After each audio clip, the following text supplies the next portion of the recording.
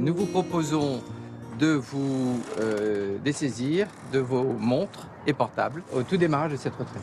La plupart jettent leur téléphone quand Emmanuelle, elle, lâche son sac. L'essentiel est bien ailleurs. Et puis, dans mon sac, j'ai vraiment tous mes effets personnels, enfin, tout ce qui me rattache à la vie, à mon quotidien, voilà, le métro, le boulot. Donc voilà, de tout réunir dans le sac et de laisser le sac, ça permet vraiment de se dire, bon bah c'est bon, je déconnecte. Emmanuelle vit sa deuxième retraite en mer. Le frère Jean Uruel, de la communauté des Béatitudes, l'accompagne. On a des super bateaux, hein. On a un super skipper, hein. On a du beau temps, on a du vent, on a tout ce qu'il faut, hein. Mais il faut aussi quelque chose avant de partir. Il faut fixer le but. Cap sur l'île Dieu en Vendée, avec la prière comme boussole. L'équipage du deuxième voilier s'y prépare. À bord, Guillaume et Marion, guidés par sœur Laetitia.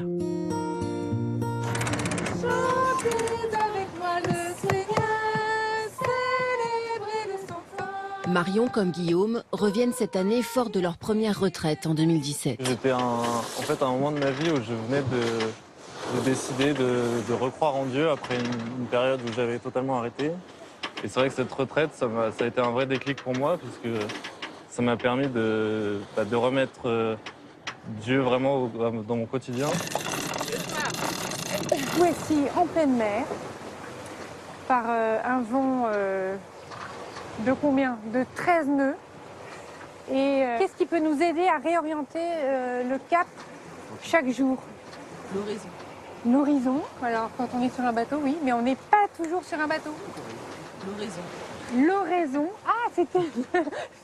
tu disais l'oraison, c'est ça? Elle n'avait pas dit l'horizon, elle avait dit l'oraison. Et donc, effectivement, c'est l'oraison. Donc la prière, ce cœur à cœur avec Jésus. Sœur Laetitia invite à la prière, frère Jean Uruel, sur l'autre voilier, à la méditation de la parole.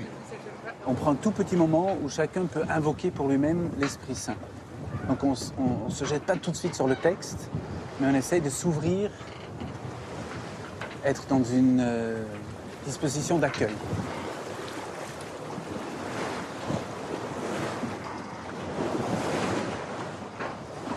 J'ai de la valeur aux yeux du Seigneur.